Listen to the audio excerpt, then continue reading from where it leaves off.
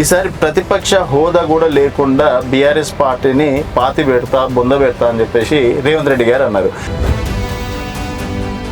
బొందబెట్టుడు భాష, లాగులో తొండలు జరిగించిన భాష కాదు. ఇచ్చినటువంటి హామీల మీద చర్చకు వచ్చే దమ్ముందా? ఇప్పుడిప్పుడే కదా అవుతుంది, మొత్తం కంప్లీట్ కానీ ఒక సంవత్సరం అన్న టైం ఇవ్వరా మీరు? అడ్డదిడ్డంగా ప్రజల్ని కన్ఫ్యూజ్ చేయడంలో నంబర్ 1 రేవంత్ రెడ్డి, పిచ్చి మాటలు మాట్లాడడంలోనే నంబర్ 1 రేవంత్ రెడ్డి తప్ప ప్రజలకు పనికొచ్చే అక్కడికొచ్చే పనులు చేయడంలో నంబర్ 0 ఆయన. లాస్ట్ బాలకృష్ణ డైలాగులు కొట్టుడు కాదు. పరిపాలన అంటే ప్రజలకు ఇచ్చినటువంటి హామీని నెరవేర్చడం. మీ పాలనే బాగుంది, మేమే అది చేసినాం ఇది చేసినాం అని మీరంటే సన్న బియ్యం తెచ్చిండు, 200 ఫ్రీ యూనిట్ తెచ్చిండు, 500 గ్యాస్ సిలిండర్ తెచ్చిండు.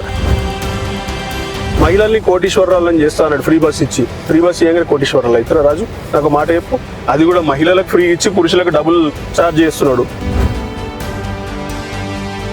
కేసీఆర్ గారు అన్న దాంట్లో మన నిజంగా సీఎం అని నినాదాలు కావచ్చు, తర్వాత కేసీఆర్ గారు హైడ్రా విషయంలో కావచ్చు, మూసి ప్రక్షాళన విషయంలో మాట్లాడడం అనేది జరిగింది. స్పీచ్ చూస్తే ఏదో కోల్పోయినా అని ఒక ఫీలింగ్ వచ్చింది అనిపించింది అన్న. నిజమైన అహంకారంతో విరవీగుతున్నటువంటి వ్యక్తుల మీద నుండే తెలంగాణను తీసుకొచ్చిండు ఆయన. వాళ్ళందరినీ కూడా కామ్ డౌన్ చేసి తెలంగాణను తీసుకొచ్చినటువంటి గొప్ప మనిషి ఆయన బెదురుతాడు. ఇప్పుడు గింతంతుంది ఆయన కోసం. నిన్న హరీష్ రావు గారు కూడా సభకు రాకపోవడం, కాళేశ్వరంకి నిన్న రేవంత్ రెడ్డి గారు వెళ్ళడం, సో ఇవన్నీ చూసుకున్నట్టయితే నిజంగా కాళేశ్వరం విషయంలో కేసీఆర్ గారు హరీష్ రావు గారు ఏమైనా భయపడుతున్నారా?